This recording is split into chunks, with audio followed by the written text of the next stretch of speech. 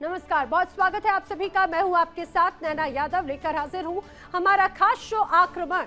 Middle east में फिलहाल तनाव बरकरार है, जंग थमी जरूर दिखती है, लेकिन राख के नीचे शोले धधक रहे हैं जो कभी भी बन सकते हैं ज्वाला। बातचीत की कोशिशें भी जारी हैं, लेकिन उनकी कामयाबी पर सवाल खड़े हो रहे हैं, क्योंकि दोनों ही पक्ष अपनी अपनी मांगों पर अड़े हैं और वो दूसरों की शर्तों पर समझौते के लिए फिलहाल तैयार नहीं है। आज आक्रमण की जो 3 बड़ी तस्वीरें हैं वो मौजूदा हालात को बयां करती हैं। जी हां, वो 3 तस्वीरें क्या है?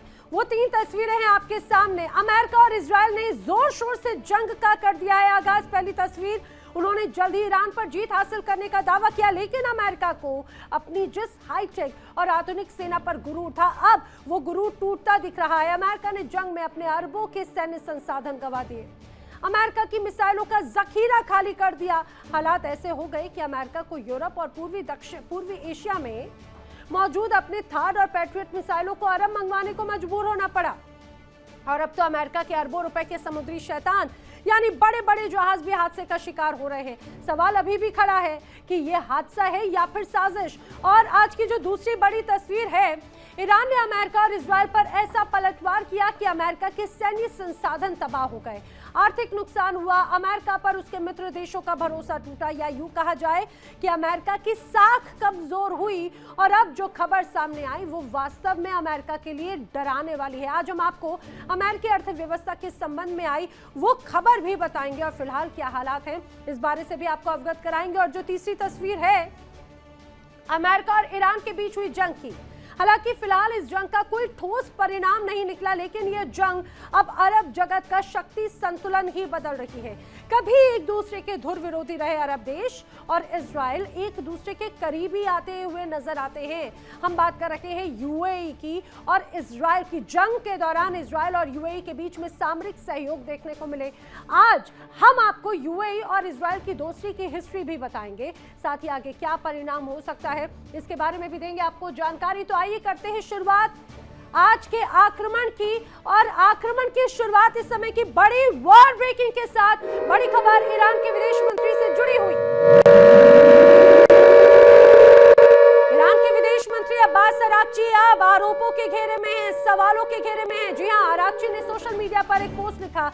अराक्ची ने पेंटागन पर झूठ बोलने का आरोप लगाया। जंग में यूएस को $100 अरब का नुकसान हुआ है। अराक्ची, नेतन्याहू की वजह से यूएस को भारी नुकसान हुआ, यह अराक्ची का कहना है। ये वही अराक्ची है जिनके ऊपर अभी खुद आईआरजीसी की तरफ से नाराजगी जताए जाने की बात कही जा रही थी। लेकिन इन सब के बीच में अब अब्बास अराक्ची की तरफ से एक सोशल मीडिया पर पोस्ट किया गया और उन्होंने सीधे सीधे अमेरिका पर आरोप लगाया।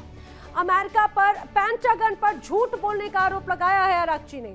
अब्बास अराक्ची कह रहे हैं कि पेंटागन की तरफ से जो रिपोर्ट पेश की गई वो सरासर झूठी है, वो बरगलाने वाली है। अब अराक्ची के अनुसार कि जंग में यूएस को $100 अरब का नुकसान हुआ है और ये पूरा नुकसान हुआ है नेतन्याहू की वजह से। और यही वजह है कि अभी भी अराक्ची ने एक बार फिर स्पष्ट किया कि अमेरिका की तरफ से झूठे दावे पेश किए जा रहे हैं। चलिए बढ़ेंगे आगे, बात करेंगे अगली बड़ी वॉर ब्रेकिंग की। अगली बड़ी वॉर ब्रेकिंग सुन लीजिए जल्दी से। बड़ी खबर है हॉर्मुज़ में नाकेबंदी से जुड़ी हुई इस समय की बड़ी खबर। हॉर्मुज़ में नाकेबंदी कर ली गई है, ये यूएस सेना का बड़ा दावा है। बताया जा रहा है कि 2 हफ्ते में जारी नाकेबंदी पूरी तरह से सफल रही, ये यूएस दावा कर रहा है। ईरान के कारोबार को भारी जमकर नुकसान हो रहा है, यूएस कहता है। यूएस कह रहा है कि हॉर्मुज़ में अमेरिका की तरफ से जो नाकेबंदी की गई वो पूरी तरह से सफल है। 2 हफ्तों से ये नाकेबंदी जो जारी है उसमें बड़ा प्रभाव एक तरह से नजर आता है ईरान को। अमेरिका का उद्देश्य था इस नाकेबंदी के माध्यम से ईरान की अर्थव्यवस्था को चरमरा दिया जाए, बिगाड़ दिया जाए, लड़खड़ा दिया जाए। और देखिए, अब अमेरिका का दावा भी यही है कि इस नाकेबंदी से ईरान के कारोबार को भारी नुकसान हुआ, लेकिन ईरान कह रहा है ना, हम बिल्कुल ठीक हैं, हमारे ऊपर इसका कोई असर नहीं पड़ा, बल्कि हमने तो टोल के माध्यम से और पैसा कमा लिया है। ये बातें अब ईरान की तरफ से एक तरह से कही जा रही है। चलिए बढ़ेंगे आगे, बात करेंगे अगली खबर की। अमेरिका और इजराइल को ईरान से पंगा लेना बहुत महंगा पड़ा है। ईरान ने ऐसा पलटवार किया कि राष्ट्रपति ट्रंप के लिए राहें मुश्किल हो गईं। ट्रंप के लिए हर गुजरता दिन बेहद भारी पड़ रहा है, क्योंकि जंग में अमेरिका को न केवल आर्थिक नुकसान उठाना पड़ा, बल्कि उसे हथियारों और सैन्य साजो सामान के मामले में इतना भारी नुकसान उठाना पड़ा जिसे भरने में उसे लंबा वक्त लग जाएगा। इतना ही नहीं, बल्कि जंग की आंच से अमेरिकी जनता भी बच नहीं सकी है और इस जंग ने अमेरिकी अर्थव्यवस्था की नींव हिलाकर रख दी है।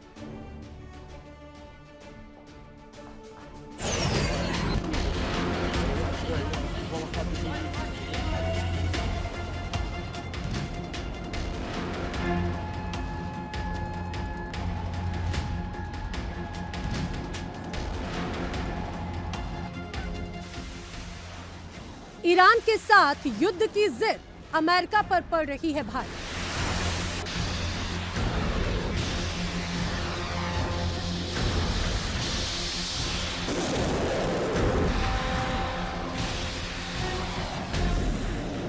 आसमान छूती तेल की कीमतें और डिमांड डिस्ट्रक्शन ने अमेरिकी अर्थव्यवस्था की नींव हिलाकर रख दी है। ईरान के खिलाफ अमेरिका ने जो चक्रव्यूह रचा, उसकी आग अब खुद व्हाइट हाउस तक पहुंच गई है।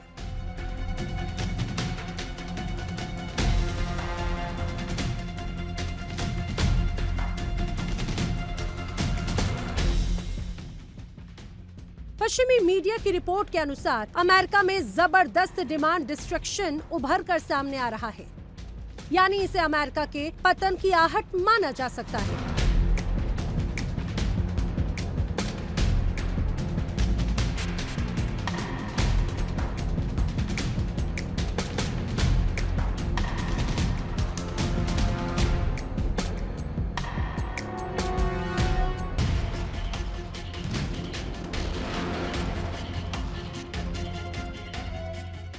दूसरे शब्दों में कहें तो पेट्रोल और गैस की कीमतें इतनी बेकाबू हो चुकी हैं कि अमेरिकी नागरिकों ने अब हार मानकर अपनी जरूरतों का गला घोटना शुरू कर दिया।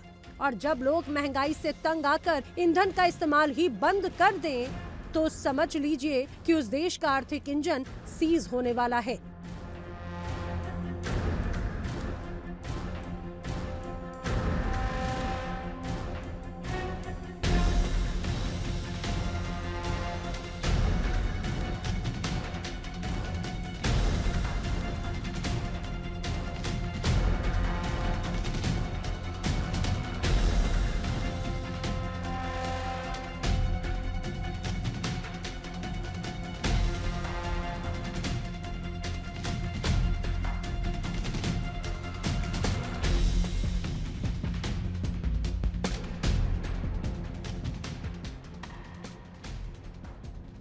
आम अमेरिकी की मेहनत की कमाई और टैक्स की बचत अब विकास के काम नहीं आ रही, बल्कि तेल के भारी भरकम बिल चुकाने में जा रही है।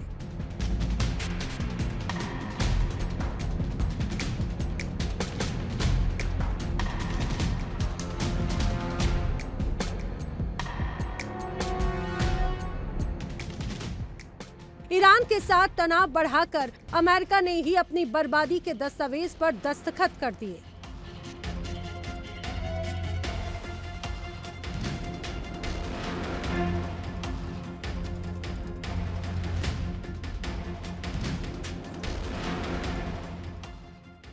ईंधन की बढ़ती कीमतें और हर अमेरिकी परिवार के लिए एक अनचाहे वॉरटेक्स की तरह ही है। और जब पैसा ईंधन में जा रहा हो तो लोग फ्रीज, कार, वॉशिंग मशीन जैसी चीजों से मुंह मोड़ रहे हैं, जिससे कंपनियों का मुनाफा भी गिर रहा है। खबरों के अनुसार सेल्स घटने और माल ढुलाई महंगी होने की वजह से अमेरिकी कंपनियां बड़े पैमाने पर छटनी कर रही हैं।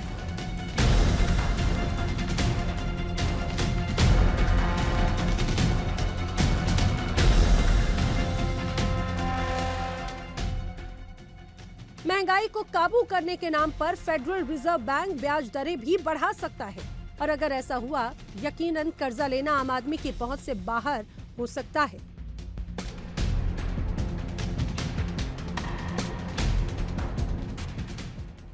एक्सपर्ट्स की माने तो ट्रंप की युद्ध वाली नीति ने लोगों के जीने का ढंग बदल दिया।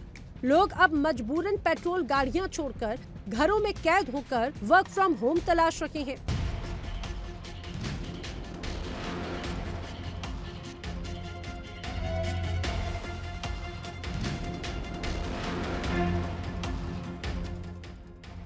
एक्सपर्ट्स की माने तो हालात कब सुधरेंगे कुछ नहीं कहा जा सकता, और हालात सुधरेंगे भी या फिर और विकराल होंगे ये इस बात पर निर्भर करता है कि ईरान से विवाद आखिर कब सुलझेगा।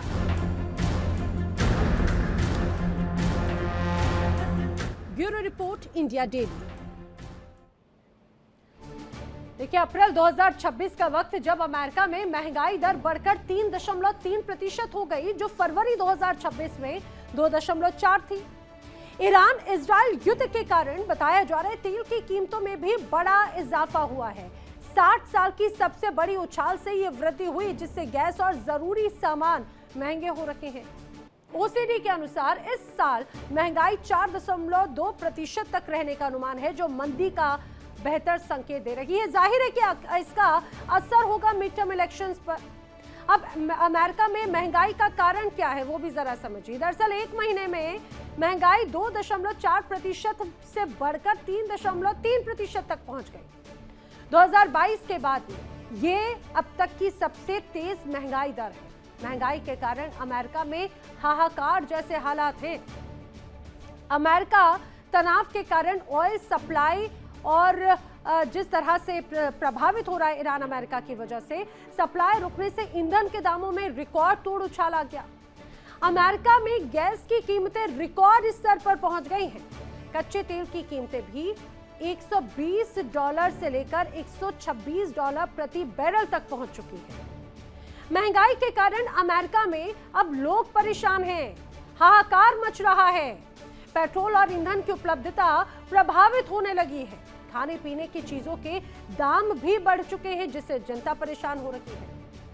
अब अमेरिका में आर्थिक मंदी का खतरा भी लगातार बढ़ा है। अमेरिकी शेयर बाजार में लगातार गिरावट आई। ऊंची ब्याज दरों से आर्थिक दबाव बढ़ा, तो अमेरिका पर भी अब $39 ट्रिलियन का कर्ज आ चुका है।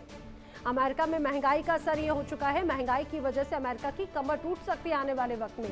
अब देखिए, जंग की वजह से लोगों में ट्रंप के प्रति भी नाराजगी नजर आती है, और इसका सीधा असर है उनकी अप्रूवल रेटिंग पर।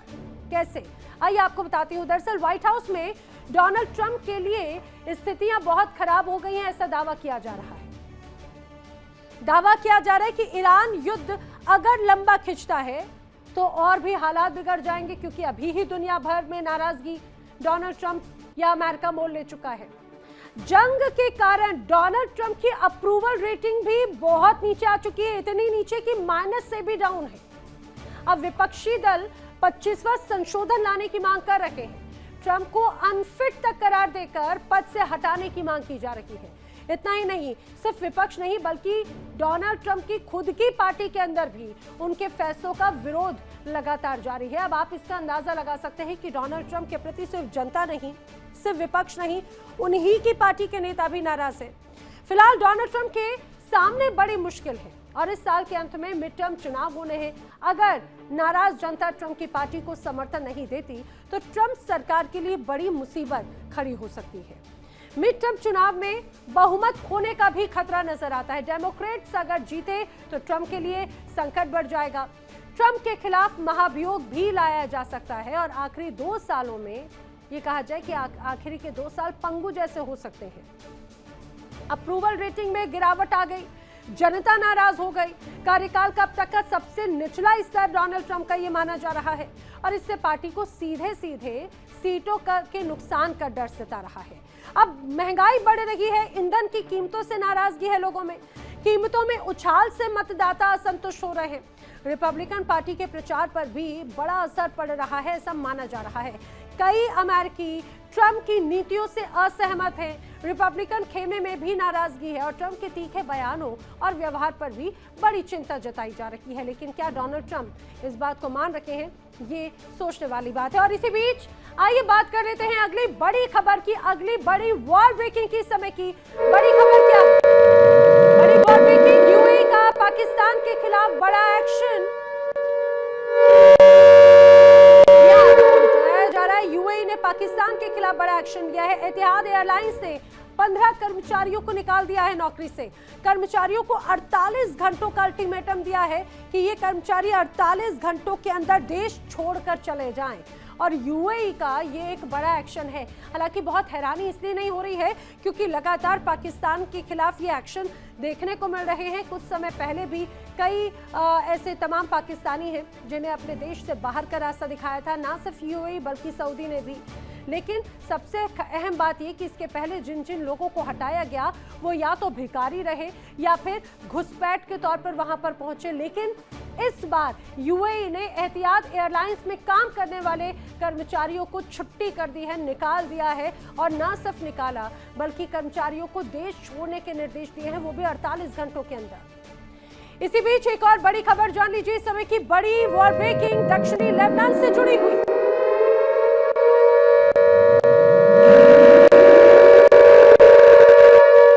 दक्षिणी लेबनान में आईडीएफ के हमले लगातार जारी हैं। जी हां, आईडीएफ के हमले जारी हैं। पिछले 24 घंटों में 40 से ज्यादा ठिकानों पर अटैक हुआ। दक्षिणी लेबनान के कमांड सेंटर को बाकायदा निशाना बनाया गया। और समझिए ये कमांड सेंटर कितना ज्यादा अहम रहा है। 24 घंटों में 40 से ज्यादा ठिकानों पर अटैक की खबर है। लगातार इजराइल की तरफ से दक्षिणी लेबनान को टारगेट किया जाता है। और देखिए ये तस्वीरें, हाहाकारी तस्वीरें हैं, कैसे अचानक से जोरदार धमाके के बाद यहाँ पर कंपन महसूस होती है। पहले खामोशी, पहले शांति, लेकिन अचानक से पूरा का पूरा इलाका ये सफेद रंग के धुएं में तब्दील हो गया। अब देखिए किस रूप से यहाँ पर हवाई हमले किए गए। 40 से ज्यादा ठिकानों पर ये हमले थे और बिल्कुल सटीक हमले थे। बताया जा रहा है ये ड्रोन अटैक है, जहां पर अटैक किए गए। 24 घंटों के अंदर 40 से ज्यादा ठिकानों पर अटैक किया और कमांड सेंटर को निशाना बनाया गया। ये हिजबुल्लाह का कमांड सेंटर। जंग से पहले ही अमेरिका ने अपने मित्र देश और इजराइल की सुरक्षा के पुख्ता इंतजाम कर लिए हैं। उनकी हिफाजत के लिए थाड और पैट्रियट जैसी डिफेंस सिस्टम तैनात कर दिए। इजराइल में तो David sling air defence system को भी तैनात किया गया। लेकिन ईरान ने ऐसा पलटवार किया कि अमेरिकी बेस, अमेरिका के मित्र, खाड़ी देश और इजराइल में बर्बादी के बयार लग गए। लेकिन इस दौरान इजराइल और यूएई एक दूसरे के करीब आते दिख रहे हैं। किस तरह से, दिखाते हैं आपको इस रिपोर्ट में।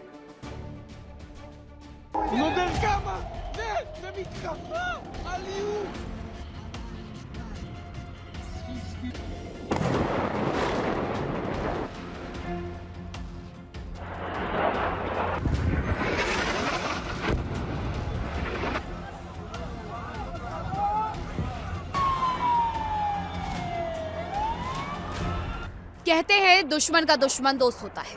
कुछ ऐसे ही हालात खाड़ी युद्ध में यूएई और इजराइल के दिखे। ईरान से दोनों की ही दुश्मनी है, लिहाजा युद्ध से पहले ही दोनों ने हाथ मिला लिया। जंग के दौरान इजराइल ने अपने डिफेंस सिस्टम यूएई में तैनात किए, यहां तक कि अपने जवानों को भी भेजा।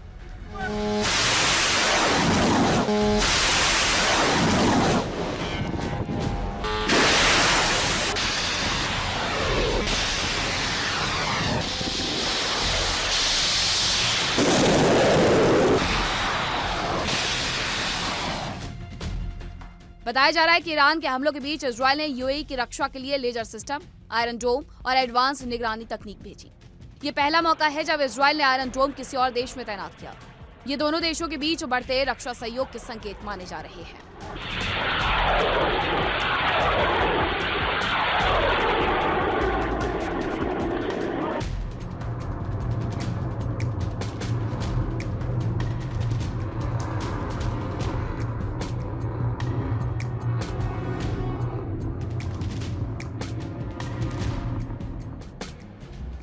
इजराइल और यूएई के बीच अब रक्षा सहयोग खुलकर सामने आ गया है, जिससे खाड़ी क्षेत्र की राजनीति और सुरक्षा पर बड़ा असर पड़ सकता है। हाल ही में इजराइल ने यूएई को ईरान के मिसाइल और ड्रोन हमलों से बचाने के लिए कई आधुनिक हथियार सिस्टम भेजे। इनमें laser based Iron Beam system और स्पेक्ट्रो नाम का सर्विलांस सिस्टम शामिल है। स्पेक्ट्रो सिस्टम की मदद से करीब 20 किलोमीटर दूर से ही हमलावर ड्रोन की पहचान कर सकता है।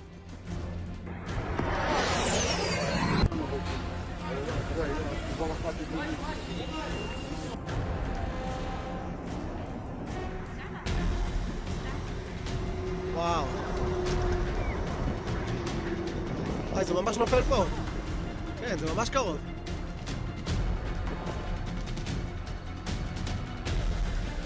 पश्चिमी मीडिया के मुताबिक इजराइल का आयरन बीम लेजर सिस्टम छोटे रॉकेट और ड्रोन को हवा में ही नष्ट करने में सक्षम है।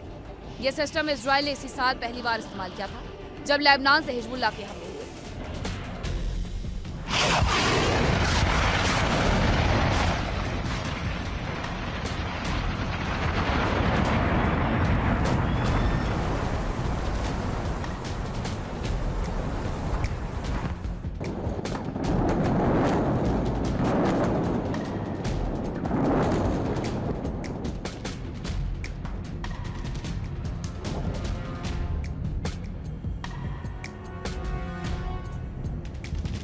मीडिया रिपोर्ट्स के अनुसार इजरायल ने यूएई को आयरन डोम एयर डिफेंस सिस्टम भी दिया। इन सभी सिस्टम्स को चलाने के लिए सैनिक भी यूएई भेजे गए, यानी जमीनी स्तर पर भी इजरायल की मौजूदगी बढ़ी। इजरायल और यूएई का बढ़ता सहयोग खाड़ी क्षेत्र में शक्ति संतुलन बदल सकता है और आने वाले समय में इसके बड़े रणनीतिक असर देखने को मिल सकते हैं।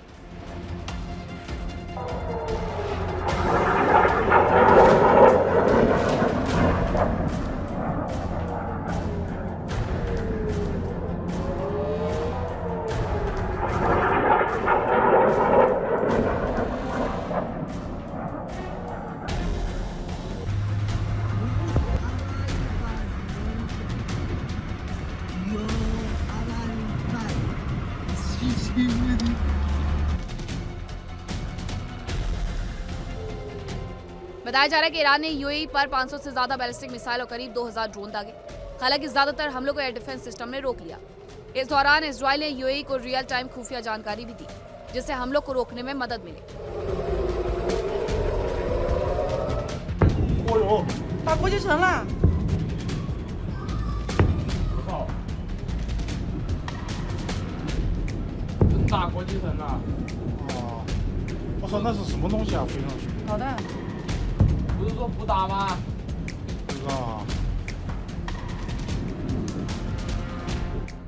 रिपोर्ट्स के अनुसार ये सहयोग 2020 में हुए अब्राहम समझौते के बाद और मजबूत हुआ।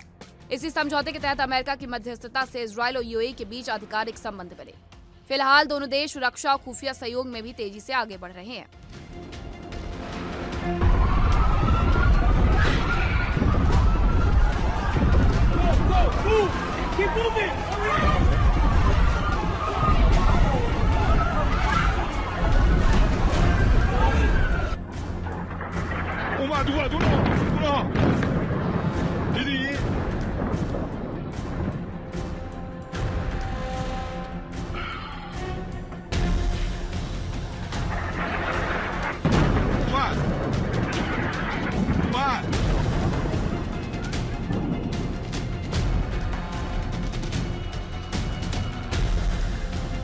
मिडिल ईस्ट में ईरान और इजरायल के बीच अदावत काफी पुरानी है।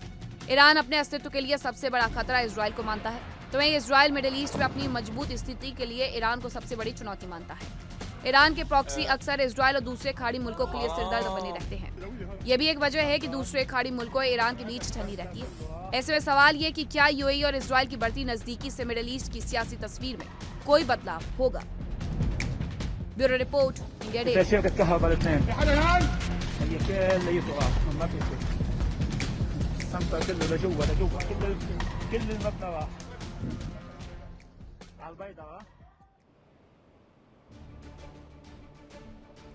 अब अमेरिका की मध्यस्थता से इजरायल, यूएई और बहरीन के बीच में समझौता हुआ है, जिसे अब्राहम अकॉर्ड का नाम दिया गया है।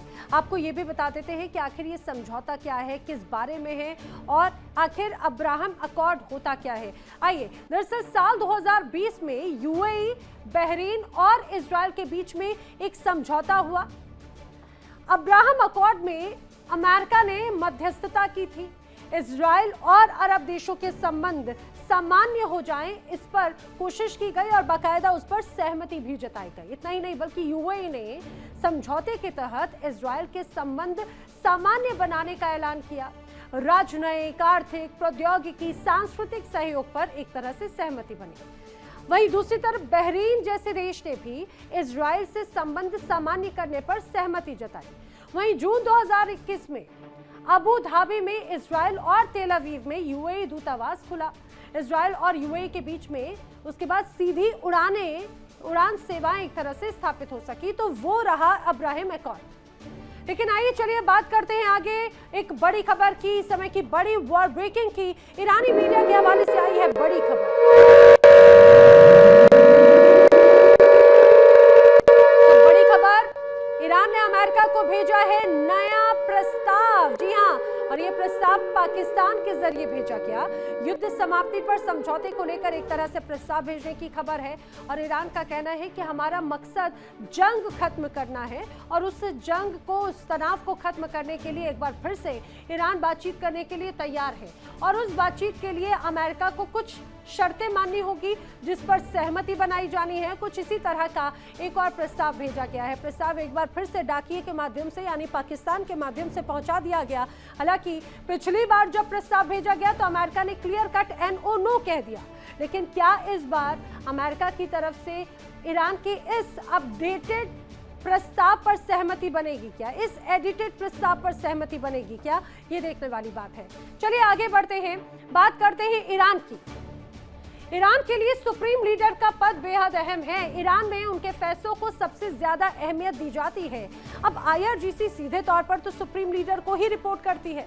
अब ईरान में सुप्रीम लीडर और IRGC की हैसियत इस बात से समझी जा सकती है कि ईरान की लोकतांत्रिक सरकार और सेना भी उनसे ज्यादा शक्तिशाली नहीं। बात करें वर्तमान सुप्रीम लीडर मुश्तबा खामनेई की, तो वो अब तक सार्वजनिक रूप से दिखाई नहीं दिए। अब बताया जा रहा है कि ईरान के नेता ने ही उनके जख्मी होने की बात भी मान ली है।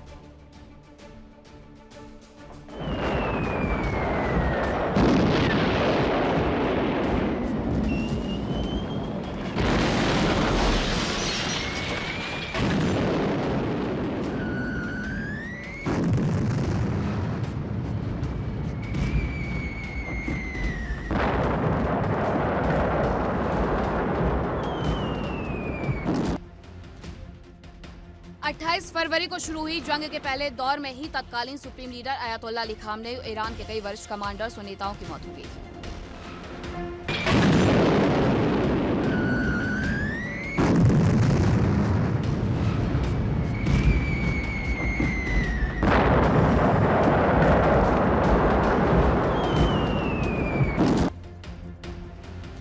जिसके बाद उनके बेटे मुस्तफा खामनेई को सुप्रीम लीडर चुना गया, लेकिन तब से अब तक वो सार्वजनिक रूप में नहीं दिखे।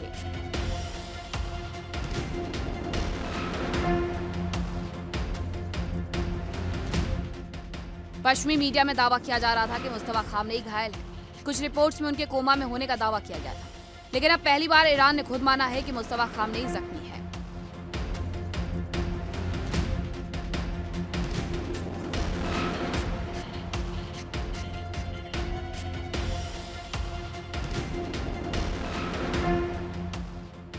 ईरान के सर्वोच्च नेता मुस्तफा खामनेई के स्वास्थ्य को लेकर दुनिया भर में चल रही अटकलों के बीच ईरान ने पहली बार माना है कि सुप्रीम लीडर मुस्तफा जख्मी है।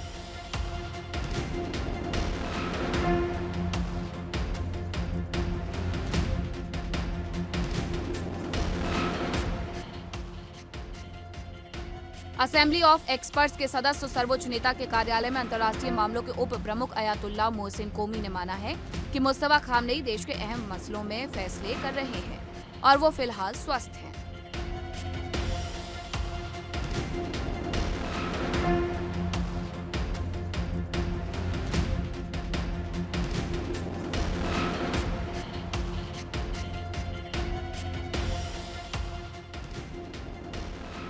मोहसिन कोमी ने कहा कि पश्चिमी देश केवल अफवाह फैलाने और ईरान को प्रतिक्रिया देने के लिए मजबूर करने के लिए कई तरह के हथकंडे अपना रहे हैं।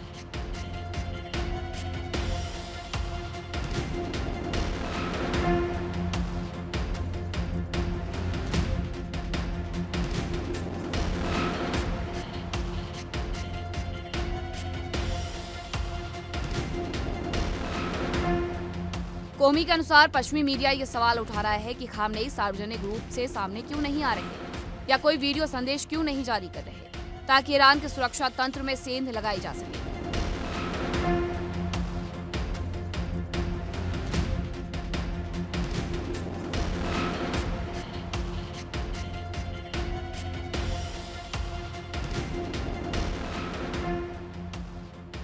खबरों के अनुसार कोमी ने कहा कि जिस इमारत पर बमबारी हुई थी उस वक्त वहां मुस्तफा खामनेई मौजूद नहीं थे।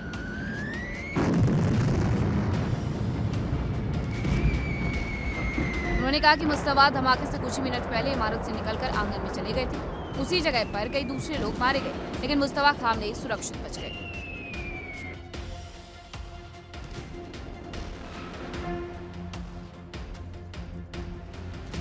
कोमी ने माना कि हमले में मुस्तफा को कुछ चोटें जरूर आई, लेकिन उनकी जान बचाना और उनकी सेहत का ख्याल रखना ईरान के लिए सबसे अहम मुद्दा है। कोमी ने लोगों को भरोसा देते हुए कहा कि ईरान के वरिष्ठ अधिकारियों का पूरा ध्यान अब उनकी सुरक्षा और सेहत पर है।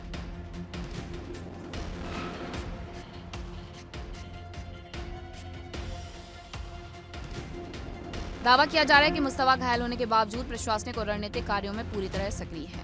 वो बातचीत और जमीनी अभियानों की सीधी निगरानी कर रहे हैं। बताया जा रहा है कि कुछ समय पहले ही मुस्तफा ने ईरानी प्रतिनिधि मंडल को खास निर्देश भी दिए थे।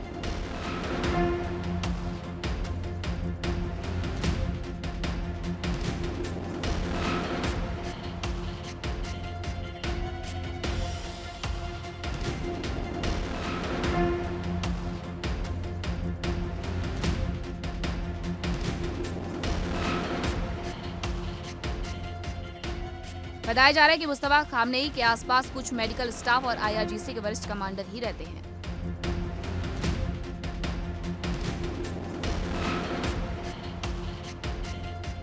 और वो लोग ही सरकार, जनता और मुस्तफा के बीच की कड़ी का काम कर रहे हैं।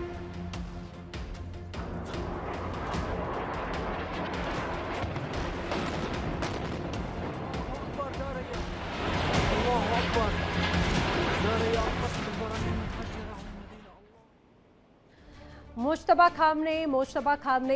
खामने ये पिछले कुछ दिनों में ये नाम आपने कई मर्तबा सुना होगा। कई बार आयतुल्लाह अली खामनेई के बेटे के तौर पर, तो कई बार ईरान के सुप्रीम लीडर के तौर पर। और सुप्रीम लीडर ईरान का आखिर कितनी ताकत लगता है ये तो पूरी दुनिया जानती है, लेकिन असल में वो ताकत रखने वाला शख्स है कौन? मुश्तबा खामनेई जिसे कहा जाता है। समझिए जरा उस शख्सियत को। मुश्तबा खामनेई फिलहाल ईरान के सुप्रीम लीडर है। आयतुल्लाह अली खामनेई के बेटे हैं। खामनेई की मौत के बाद में उन्हें ईरान के सुप्रीम लीडर के पद की जिम्मेदारी सौंपी गई। हालांकि इसके बाद से ही उन्हें अब तक सार्वजनिक रूप से देखा नहीं गया। लोगों के सामने संदेश के रूप में उनके बयान ही सामने आते रखे हैं। साल 1969 को मशहद शहर में उनका जन्म हुआ और आयतुल्लाह अली खामनेई के बेटे हैं। दूसरे बड़े बेटे आयतुल्लाह अली खामनेई के हैं। बताया जाता है मुश्तबा खामनेई जिन्होंने अपनी शिक्षा ग्रहण की अलवी हाई स्कूल से और शिक्षा में अपनी जो भी उनकी शिक्षा रही, इसके अलावा उन्होंने कौम में रूढ़िवादी धर्मगुरुओं से भी धार्मिक शिक्षा भी ग्रहण की, जो ईरान के लिए एक तरह से बहुत जरूरी है। इराक के साथ में जब युद्ध हुआ तो इस दौरान भी बड़ी भूमिका मुश्तबा खामनेई की रही। बताया जाता है मुश्तबा हबीब बटालियन में पदस्थ थे, हबीब बटालियन में सेवाएं दे रहे थे।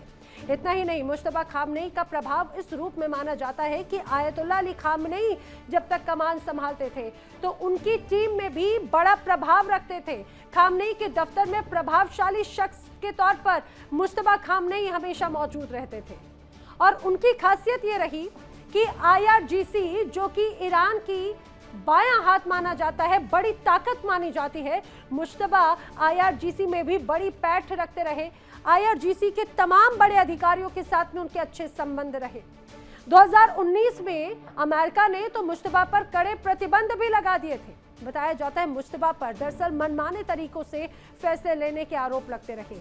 मुश्तबा खामनेई बड़ी ताकतवर शख्सियत है, लेकिन आखिर किस तरह की संपत्ति उनके पास में है ये कोई नहीं जानता, क्योंकि उनकी संपत्ति आज तक कभी सार्वजनिक की ही नहीं गई। समझिए किस रूप में मुश्तबा खामनेई को बड़ी भूमिका में लेकर आया गया है। लेकिन दावा किया जा रहा है कि मुश्तबा खामनेई भले ही ईरान के सुप्रीम लीडर के तौर पर अपनी भूमिका निभा रहे हो, लेकिन वो ईरान को एकजुट नहीं कर पा रहे, ईरान की कमान अपने हाथ में नहीं संभाल पा रहे। और यही वजह है कि ईरान के नेतृत्व में फूट पड़ने की भी खबरें सामने आ रही हैं। जी हाँ, पश्चिमी मीडिया में ईरान की सरकार और IRGC के बीच में तनाव होने की खबर आई। आपको बताते हैं कि आखिर किस तरह का तनाव है। 28 फरवरी को इजराइल और अमेरिका के बीच में जब तनाव शुरू हुआ, अमेरिका और इजराइल ने जब हमले शुरू किए, अटैक में आयतुल्लाह अली खामनेई समेत कई नेताओं की मौत हो गई। शीर्ष नेताओं की मौत के बाद से ही नए नेतृत्व को लेकर सवाल खड़े होने लगे। नया नेतृत्व युद्ध से जुड़े हुए फैसले ले रहा है, ये बातें कही जाने लगी। लेकिन पश्चिमी मीडिया में जो खबरें आई उसके अनुसार ईरानी नेतृत्व में फूट पड़ चुकी है, ये दावा किया जा रहा है। अब IRGC जो कि ईरान की एक बड़ी जिम्मेदारी निभाता है, IRGC और ईरान सरकार के बीच में दरार की खबरें आ रही हैं। सुप्रीम नेता और जनता के बीच में IRGC ही एकमात्र कड़ी है। IRGC पर फैसले लेकर मुश्तबा को मात्र सूचना देने का आरोप है, उनसे सिर्फ मुहर लगवाई जाती है, उनके फैसले नहीं लिए जाते। ईरान ने नेतृत्व में फूट की जो तमाम खबरें हैं उनको अपनी तरफ से बेबुनियाद बताया, खारिज कर दिया और ये स्पष्ट कहा कि ईरान में सब कुछ पूरी तरह से ठीक है, लेकिन अमेरिका की तरफ से ये दावे लगातार किए जा रहे हैं। और इसी बीच आइए एक और बड़ी खबर आपको बता देते हैं, इस समय की बड़ी वॉर ब्रेकिंग अमेरिकी नेवी से जुड़ी हुई। यूएसएस हिंगिस में आग लग गई है। प्रशांत महासागर में यूएसएस हिंगिस जहाज फंसा हुआ है, ये दावा किया जा रहा है। यूएसएस नेवी के तकनीक पर अब सवाल खड़े होने लगे हैं। जी हां, बड़ी खबर यही है। बड़ी खबर ये कि अमेरिकी नेवी से जुड़ी हुई खबर ये आई कि अमेरिका का जो युद्धपोत यूएसएस हिंगिस है उसमें अचानक से देखते देखते आग लग गई। ये दरअसल यूएसएस हिंगिस की तैनाती प्रशांत महासागर में है, लेकिन अचानक से आग कैसे लगी ये बड़ा सवाल है, क्योंकि बताया जा रहा है कि यूएस नेवी जिस तरह से यहाँ पर ये खड़ा हुआ था यूएसएस का ये पूरा हिंगिस जहाज अचानक से यहाँ पर जलने लगा। बताया जा रहा है फिलहाल तकनीक पर खड़े हो रहे कई सवाल, क्योंकि तकनीकी खामी की वजह से यहाँ पर आग लगी। ईरान के साथ जंग में अमेरिका को बड़ा झटका लगा है। खबरों की माने तो अमेरिका ने यूएसएस जेराल्ड राफोर्ड को वापस बुलाने का फैसला किया और उसके अगले दिन ही एक और अमेरिकी युद्धपोत में हादसे की खबर आ गई। सवाल यह है कि ये वास्तव में हादसा है या फिर किसी बड़ी साजिश का छोटा सा हिस्सा जिसमें अमेरिका के दुश्मन मुल्क शामिल है।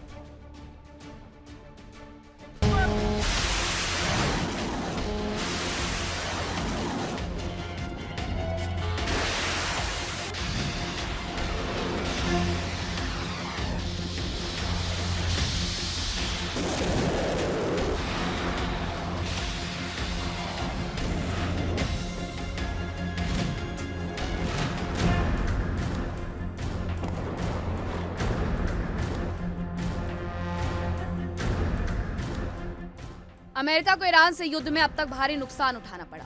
अरबों रुपए के सैन्य उपकरण खाक हो गए और सबसे बड़ा नुकसान अमेरिका की सुपर पावर की छवि को हुआ।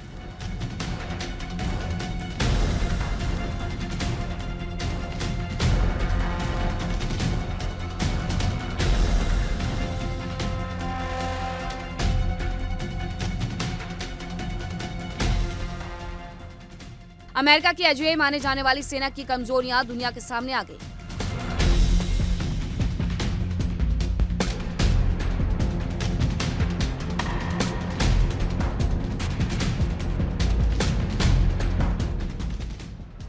अब तक अमेरिका के 3 युद्धपोत हादसों का शिकार हो चुके हैं, लिहाजा उन घटनाओं में साजिश का एंगल भी सामने आया।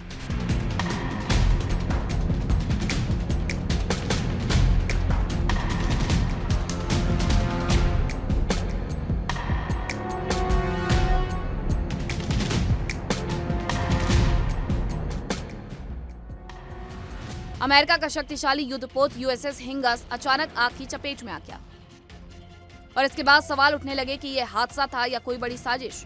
पश्चिमी मीडिया के मुताबिक इंडो पैसिफिक क्षेत्र में तैनात यूएसएस हिंगस में इसी हफ्ते आग लगी थी।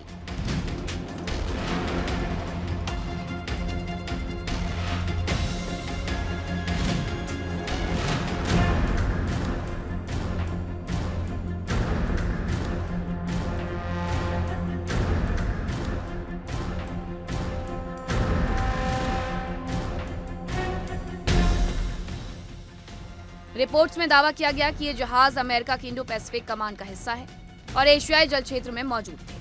हालांकि इस बारे में आधिकारिक तौर पर ज्यादा जानकारी नहीं दी गई। सूत्रों के अनुसार इस आग से जहाज के बिजली सिस्टम और इंजन को भारी नुकसान पहुंचा।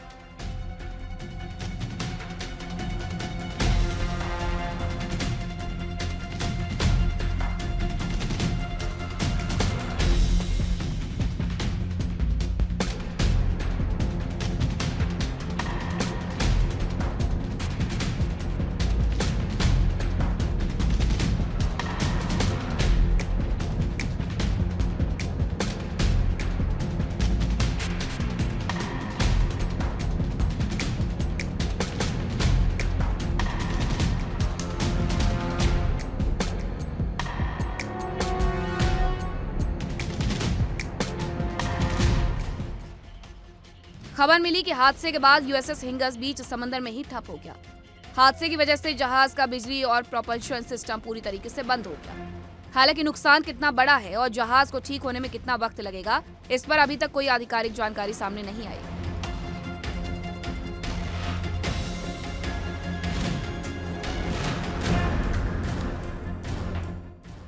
इस घटना को लेकर साजिश की आशंका भी जताई जा रही है। सोशल मीडिया पर कुछ लोग इस घटना को चीन की साजिश बता रहे हैं, तो कुछ का कहना है कि मिडिल ईस्ट में चल रही जंग का असर अब एशिया तक पहुंच गया है।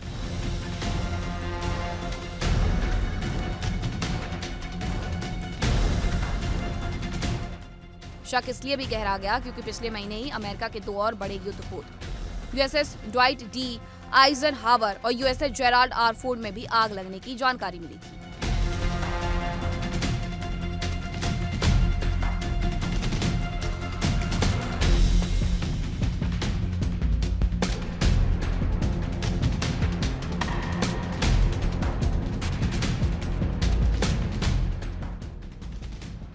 यूएसएस जेराल्ड को लेकर खबर आई थी कि उसमें आग नौसैनिकों ने ही लगाई थी, क्योंकि वो बहुत लंबी जंगी तैनाती से ऊब चुके थे और जहाज पर बुनियादी सुविधाओं की कमी होने से परेशान थे। हालांकि अमेरिका ने उन खबरों को बेबुनियाद करार दिया और जहाज को मेंटेनेंस के लिए वापस भेजा।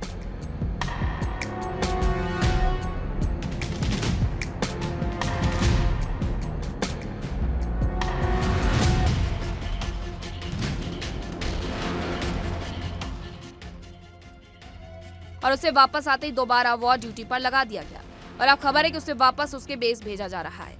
इन घटनाओं ने अमेरिका की सैन्य क्षमताओं की कमजोरी का खुलासा किया और अब ये कमियां जग जाहिर हो चुकी हैं।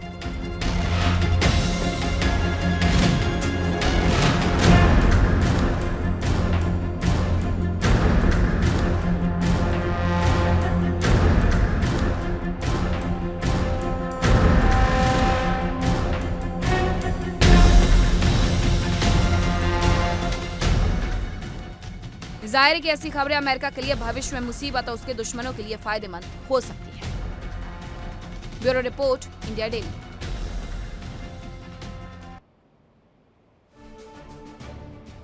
आखिर ये यूएसएस हिंगिस क्या है जिसमें आग लगने की खबर सामने आई और यूएस नेवी की अब तकनीक पर सवाल खड़े होने लगे हैं। आइए आपको बताते हैं।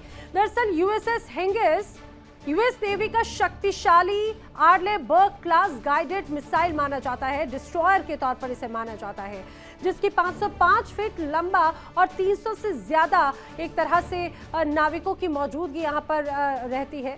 दूसरी तरफ एजिस सिस्टम के कारण किसी भी खतरे से निपटने में इसे सक्षम माना जाता है। 90 से ज्यादा वर्टिकल लॉन्चिंग सिस्टम सेल से ये लैस है। तो वहीं टॉमहॉक समुद्र से हवा में मार करने वाली मिसाइलें फायर करने की भी इसमें क्षमता है। यूएसएस हिंगिस दरअसल एंटी सबमरीन सिस्टम से लैस बताया जा रहा है, लेकिन जिस तरह से यूएसएस हिंगिस पर बड़े अब आरोप लगने लगे, उसकी तकनीक पर आरोप लगने लगे, ये हादसे की बात होने लगी। अब बताया जा रहा है कि ये हादसा है, लेकिन सवाल उठ रहे हैं क्या वाकई में ये हादसा है या फिर अब जो शिकार करने निकले थे एक तरह से वो ही शिकारी का शिकार हो गए हैं। समझिए, दरअसल यूएसएस ड्वाइट आइजनहावर की बात अगर की जाए, अप्रैल 2026 में मेंटेनेंस के दौरान आग इसमें लग गई और इसीलिए बड़े सवाल उठने लगे। इसके अलावा आग पर जल्द ही काबू तो पा लिया गया, लेकिन दावा किया जा रहा है कि घटना में करीब 8 सैनिक घायल हो गए। जहाज की क्षमता पर तो कोई असर नहीं पड़ा। आग लगने की घटना की जांच अभी भी जारी है क्योंकि सवाल खड़े होने लगे। इसके अलावा यूएसएस जेराल्ड आर फोर्ड का भी जरा सुन लीजिए, जब वो भी हादसे का शिकार हुआ था। जेराल्ड आर फोर्ड मार्च 2026 में लाल सागर में जब ये तैनात था तो इस दौरान अचानक से ये भी आग का गोला बन गया। जहाज की लॉन्ड्री में अचानक से आग लग गई और वेंटिलेशन डक्ट के जरिए आग फैलती चली गई। बताया जा रहा है करीब 600 नाविकों के रहने की जगह जो थी वो पूरी तरह से प्रभावित हो गई। अब जहाज को मेंटेनेंस के लिए ग्रीस के सूडा वे में एक तरह से बेच दिया गया। फिलहाल ईरान के खिलाफ मोर्चे पर एक बार फिर से जेराल्ड आर फोर्ड एक बार फिर से तैनात है। जहाज को मेंटेनेंस के लिए वापस बुलाए जाने की भी खबर है, मेंटेनेंस के बाद में एक तरह से। चलिए बात करेंगे आगे अन्य खबरों की। बड़ी खबर इस समय की अगली बड़ी खबर है, नॉर्थ लंदन दौरे के दौरान ब्रिटेन के पीएम का विरोध हुआ। बड़ी खबर, नॉर्थ लंदन दौरे के दौरान ब्रिटेन के पीएम ने जमकर विरोध का सामना उन्हें करना पड़ा है। किर स्टारमर एक बार फिर से लोगों के निशाने पर आ गए। किर स्टारमर का लोगों ने जमकर विरोध किया। यहूदियों पर जिस तरह से हमले हो रखे हैं ब्रिटेन में, उसको लेकर लोगों के मन में जमकर गुस्सा है। यहूदी लोगों पर चाकू से हमले पर लोग नाराज हैं। ब्रिटेन पुलिस ने आतंकी एंगल से भले ही जांच शुरू कर दी हो, लेकिन अब यहां पर पीएम को जरूर अलग अलग लोगों के जगहों पर लोगों के विरोध का सामना करना पड़ रहा है।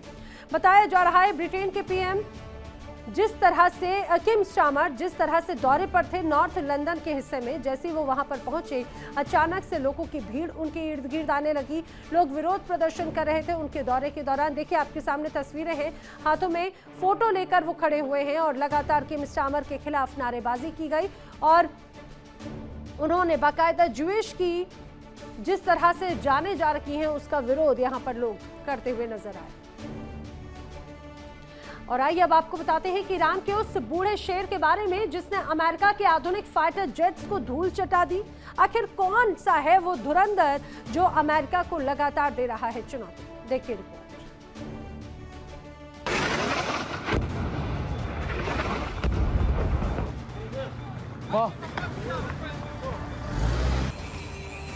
अमेरिका और इजराइल ने इस जंग को बहुत आसान समझा। उन्हें अंदाजा ही नहीं था कि ईरान का पलटवार कितना घातक हो सकता है। ईरान की खतरनाक मिसाइलों और ड्रोन ने ट्रंप और नेतन्याहू की सोच से भी बड़ा नुकसान पहुंचाया। उसकी बड़ी वजह रही है कि ईरान ने अपनी तकनीक को अपने हिसाब से विकसित किया। दावा किया जा रहा है कि ईरान ने एक F-5 फाइटर जेट्स से अमेरिका के एयर डिफेंस सिस्टम को तार-तार कर दिया और कुवैत में मौजूद अहम ठिकाने को तबाह कर दिया। पश्चिमी मीडिया के मुताबिक ईरान ने जिस F-5 फाइटर जेट से कुवैत के सैन्य बेस पर अटैक किया वो करीब 65 साल पुराना है। खास बात ये कि अमेरिका ने इसे तत्कालीन ईरानी शासन को सौंपा था जब उनके रिश्ते बेहतर थे।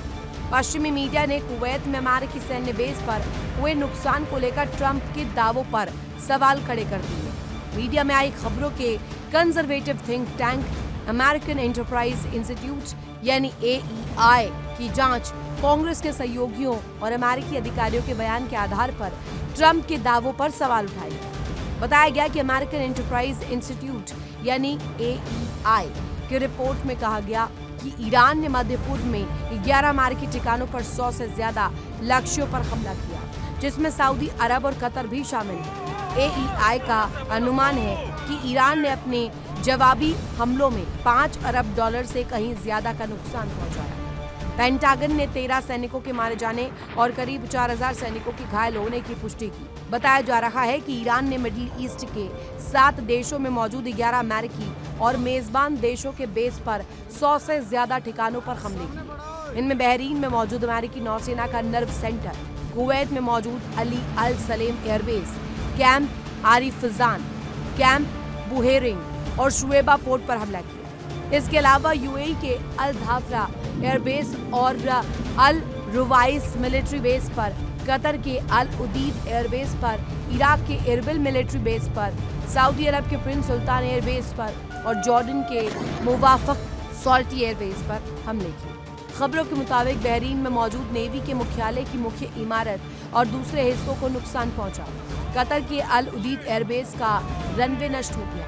कुवैत और UAE में कई हैंगर तबाह हो गए। इनके अलावा कम से कम 2 एयर डिफेंस सिस्टम, कई दर्जनों विमान और हाई एंड रेडार सिस्टम को नुकसान पहुंचा। सैन्य संपत्ति को नुकसान को लेकर ही नहीं, पश्चिमी मीडिया ने मारे गए सैनिकों की संख्या को लेकर भी सवाल उठाए।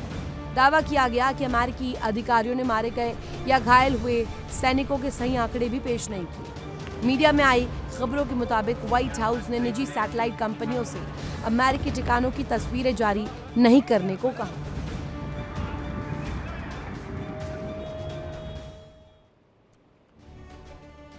हम जिस ईरानी जेट्स की बात कर रहे हैं वो है ईरान का F-5 फाइटर जेट, जिसके जरिए ईरान ने अमेरिका के बेसिस पर किया है बड़ा हमला। जी हाँ, ईरान को F-5 फाइटर जेट 1970 के दशक में मिला था, जब वहां पर शाह का शासन हुआ करता था और अमेरिका के साथ में ईरान के संबंध बड़े अच्छे हुआ करते थे। बाद में 1979 की इस्लामी क्रांति के बाद में दोनों देश दुश्मन बन गए, लेकिन ईरान ने तब तक खरीदे गए उन तमाम विमानों को अपनी तकनीक के विशेषज्ञता से दशकों तक चालू रखा और अपग्रेड कर दिया। ईरान ने इन तमाम पुराने विमानों में अपनी तरफ से सुधार किए, जिससे ये आज भी उड़ान भरने और मुकाबले के काबिल हैं। ईरान ने इन पुराने F-5 विमानों का उपयोग अमेरिकी ठिकानों के खिलाफ भी करने में वो सक्षम है, जैसे कि कुवैत के कैंप बहरिंग में इसको साफ तौर से देखा गया। आइए आपको बताते हैं कि आखिर इसकी खासियत क्या है। दरअसल जिस तरह से दावा किया जा रहा है कि ये एक तरह से F-5 फॉर्मूला जो सीधा सीधा निशाना साधता है, अब इसको रिवर्स इंजीनियरिंग के माध्यम से ईरान ने अपनी तकनीक से जोड़ दिया। लो एल्टीट्यूड अटैक और रडार फेल क्यों कहा जाता है, इसे समझिए। दरअसल बेहद कम ऊंचाई पर ये उड़ान भरने पर सक्षम है। रडार की पकड़ से ये बाहर रह सकता है। पैट्रियट मिसाइल प्रणाली को चकमा देने में ये पूरी तरह से सक्षम है। टेरेन का इस्तेमाल करके बाकायदा ये छिप भी सकता है और मूवमेंट भी कर सकता है। इतना ही नहीं, मल्टी लेयर डिफेंस में ईरान ने इस तरह से बड़ी सेंध भी उस पर लगा दी है। समझिए किस रूप में। अब रडार क्षितिज की सीमा का उपयोग किया जा रहा है डिफेंस गैप का पूरा फायदा पाते हुए। दूसरी तरफ बैटरी कवरेज के ब्लाइंड स्पॉट पर फोकस एक तरह से किया जा रहा है। क्लोज रेंज डिफेंस के बीच की दूरी भी बाकायदा बुनाई जा रही है। सरप्राइज स्ट्राइक, जवाब का मौका तक नहीं मिलता। अब अचानक से कुवैत में अमेरिकी ठिकानों पर हमला जब हुआ तो सरप्राइज अटैक कर दिया, सामने वाले को समझने का मौका भी नहीं मिला। अचानक से कुवैत में जब अमेरिकी ठिकानों पर अटैक हुआ तो उसके बाद में हड़कंप मच गया। रडार से बचकर ईरानी जेट्स की एंट्री हो गई। एयर डिफेंस को प्रतिक्रिया का समय तक नहीं मिल पाया। एयर बेस पर तेज अटैक हुए और फिर तुरंत एग्जिट भी हो गया। पुराने F-5 नई मारक चाल यहाँ पर नजर आती है। नॉर्थ टॉप F-5 का इस्तेमाल हुआ तो शीत युद्ध का पुराना प्लेटफॉर्म भी यहाँ पर एक तरह से देखने को मिला। अमेरिका अपने ताकतवर हथियारों के दम पर ही ईरान को झुकाने की कोशिश कर रहा है, जबकि ईरान के पास में अपने छोटे लेकिन कारगर हथियार हैं। लेकिन क्या आप जानते हैं कि ईरान के हथियारों के विकास में अमेरिका का बहुत बड़ा योगदान है? कैसे, आइए आपको बताते हैं।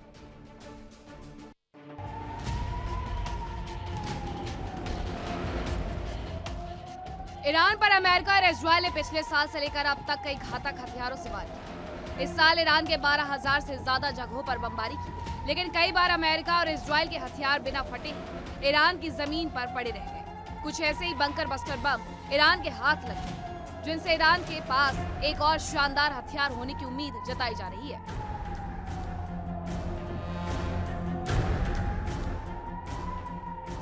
ईरान के हाथ अमेरिका के सुरक्षित बंकर बस्टर बम लग गए हैं। माना जा रहा है कि ईरान इन बमों की रिवर्स इंजीनियरिंग करके अमेरिकी सैन्य तकनीक जान सकता है, जिससे वो अपना रक्षा तंत्र मजबूत कर सकता है।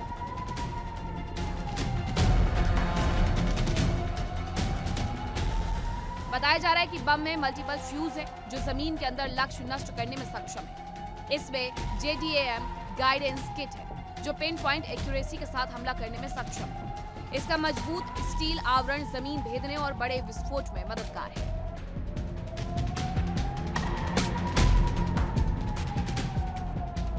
बम का इस्तेमाल ईरान अपनी ढाल तैयार करने के लिए कर सकता है। इस बम के मुताबिक ही अब न्यूक्लियर केंद्रों की सरफेस तैयार की जा सकती है, जो इतनी मजबूत होगी कि कंक्रीट और आयरन की लेयर में ही बम फंस जाए और 100 मीटर की गहराई में न्यूक्लियर केंद्र सुरक्षित रहे। यूरेनियम संवर्धन हॉल का काम प्रभावित नहीं होगा। इतना बड़ा बम गिरने के बावजूद वेंटिलेशन सॉफ्ट सामान्य काम करेंगे और सबसे अहम बात यह कि मुख्य हॉल में रखे संवर्धित यूरेनियम को कोई नुकसान नहीं पहुंचेगा।